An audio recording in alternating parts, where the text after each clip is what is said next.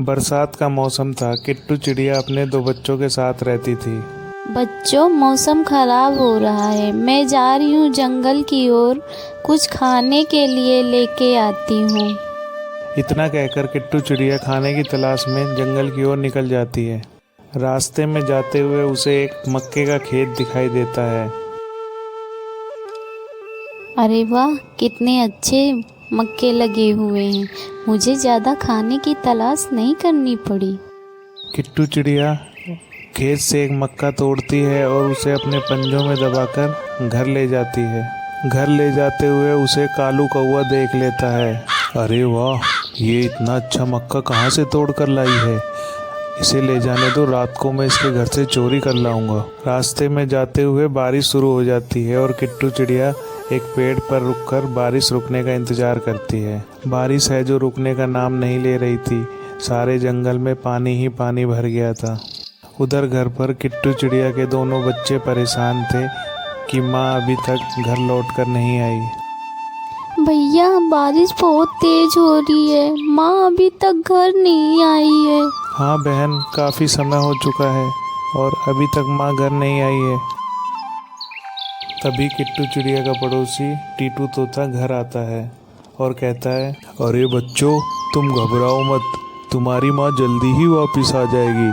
कुछ ही देर में किट्टू चिड़िया घर वापस आ जाती है। माँ, आप कहाँ चली गई थी? मैं बहुत घबरा गई थी। बच्चों, मैं तुम्हारे लिए खाना लेने गई थी। ये लो, खा लो। दोनों बच्चे मक्का खाने लगते हैं और बचा हुआ मक्का कल के लिए रख देते हैं और वो सोने चले जाते हैं। रात हो जाती है और किट्टू चिड़िया और उसके बच्चे सो जाते हैं। तभी कालू कौवा मौके की तलाश में वहाँ आता है और मक्का चुराकर अपने घर ले जाता है। अरे वाह, इतना स्वादिष्ट भोजन!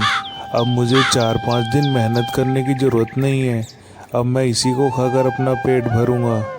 सुबह हो जाती है और किट्टू चिड़िया की आँख खुलती है और वो देखती है कोई उसका मक्का चुरा ले गया है। ये उसी दुष्ट कौवे का काम है। बच्चों, तुम घर पे रुकना, मैं अभी आती हूँ। ये कहकर किट्टू चिड़िया अपने दोस्त जो पास के तालाब में रहता था उसके पास जाती है। अरे मित्र, तुम यहाँ कैसे आई हो? क्या जरूरत पड़ गई मेरी? अरे केकड़ा भैया, मेरे घर से वो कालू कौवा खाने की चोरी करके ले जाता है, इसलिए मैं उसको सबक सिखाने के लिए आपके पास आई हूँ। अच्छा, तुम मुझे अपने साथ ले चलो अपने घर और मुझे किसी चीज़ के पीछे छुपा देना। जैसे ही वो दुष्ट कौवा आएगा मैं उसकी गर्दन दबा दूंगा। चिड़िया अपने दोस्त को अपने पंजों में दबाकर अपने घर ले आती है और उसे एक आम के पीछे छुपा देती है जो वो पहले से वहाँ लाकर रख गई थी। ठीक है केकड़ा भैया, आप इस आम के पीछे छुप जाइए। जब कालू कौवा आएगा तो आप उसे पकड़ लेना। हाँ ठीक है, अब तुम अंदर जाओ और छुप जाओ। थोड़ी देर में दुष्ट कौवा वहाँ चोरी करने के लिए आ जाता है। अरे वाह, यहाँ तो कोई भी नहीं है और लगता है ये मूर्ख चिड़िया मेरे लिए रोज भोजन लाती है। कितना रसीला और स्वादिष्ट आम है, चलो मैं इसको चोरी कर लेता हूँ। दुष्ट कालू कौवा जैसे ही आम के पास चोरी करने के लिए जाता है, केकड़ा उसको दबा लेता है और उसकी गर्दन तोड़ देता है और कौवा वहीं तड़प तड़प कर मर जाता है। एक जंगल में किट्टू चिड़िया एक पेड़ पर घोंसला बनाकर रहती थी। उसी पेड़ के नीचे एक सांप का बिल था जिसमें एक जहरीला सांप रहा करता था। वो हमेशा मौका पाकर किट्टू चिड़िया के अंडों को खा जाया करता था। एक दिन किट्टू चिड़िया ने अपने घोंसले में 2 अंडे दिए, लेकिन उसे हमेशा ये डर रहता था कहीं सांप पहले की तरह दोबारा उसके अंडों को न खा जाए। वो हमेशा अपने अंडों के पास रहा करती थी। एक दिन उसे बड़े ज़ोरों से प्यास लगी, लेकिन उसे डर था कि मैं पानी पीने जाऊंगी तो ये सांप मेरे अंडों को खा जाएगा। मैं जल्दी से पास के तालाब से पानी पी के आ जाती हूँ। किट्टू चिड़िया पानी पीने के लिए चली जाती है। जैसे ही सांप देखता है किट्टू चिड़िया अपने घोंसले को छोड़कर चली गई है, तो वो मौका पाकर पेड़ पर चढ़ जाता है। अरे वाह, चिड़िया लगता है घोंसले को छोड़ के चली गई है। यही मौका है इसके अंडों को खाने का। और सांप अंडों को खाने के लिए पेड़ पर चढ़ जाता है और उसके दोनों अंडों को खा जाता है। पानी पीकर जब चिड़िया वापस आती है तो वो देखती है कि उसके दोनों अंडों को सांप खा गया है और वो ज़ोर ज़ोर से रोने लग जाती है। तभी वहाँ से टीटू तोता जा रहा होता है। वो चिड़िया को रोते हुए देखकर रुक जाता है और उससे पूछता है, अरे किट्टू, क्या हुआ, तुम क्यों रो रही हो? क्या बताऊं टीटू भैया, ये दुष्ट सांप मेरे अंडों को हमेशा खा जाता है। लगता है इसका कुछ करना पड़ेगा, ये हमेशा पक्षियों के अंडों को खा जाता। उसी जंगल में अप्पू हाथी अपने परिवार के साथ रहता था। दोनों अप्पू से मदद मांगने के लिए जाते हैं।